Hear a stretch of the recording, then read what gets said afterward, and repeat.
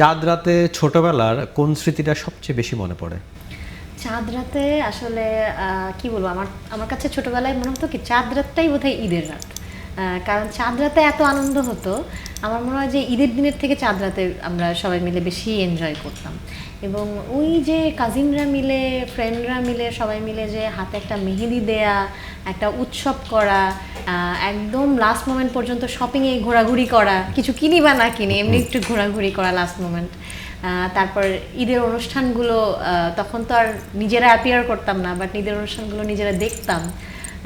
কোন দিন কোন চ্যানেলে কি অনুষ্ঠান দেখাবে সব একদম মুখস্থ ছিল।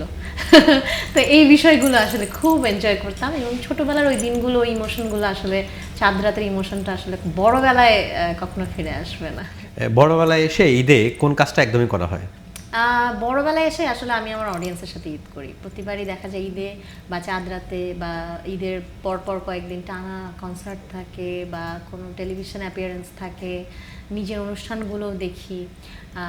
পাশাপাশি ফ্যামিলিকে তো অবশ্যই সময় দেওয়ার চেষ্টা করি, কিন্তু আমার জীবনের একটা বিশাল বড় অংশ হয়ে গেছে আমার অডিয়েন্স, এবং ঈদটাও মনে হয় তাদেরকে ছাড়া আমার কমপ্লিট হয় না। ছোটবেলার ঈদের কোনো ঘটনা? ছোটবেলায় ঈদে তো অনেক অনেক ঘটনা ঘটেছে, এবং ওই ছবিগুলো চোখের সামনে সবসময় ভাসে যে বাবা নামাজ পড়ে আসলেন, সালাম করলাম, সালামি পেলাম, তারপরে সবাই মিলে একসাথে, আমরা যেহেতু বগুড়ার মানুষ, বগুড়ার লাচ্ছা সেমাই তো ভীষণ জনপ্রিয়, এবং সেই খাবার খেয়ে দিন শুরু করতাম, তারপর বাড়ি বাড়ি যেতাম সালামি কালেক্ট করতে। সালামির কথা বলছিলে, এক ঈদে সর্বোচ্চ কত টাকা সালামি পেয়েছিলে? ছোটবেলায় তো আসলে খুব কম টাকাই পেতাম, তখন তো দেখা যেত যে বড়রা 10 টাকার বান্ডেল নিয়ে রাখতেন যে ছোটদেরকে খুশি করার জন্য।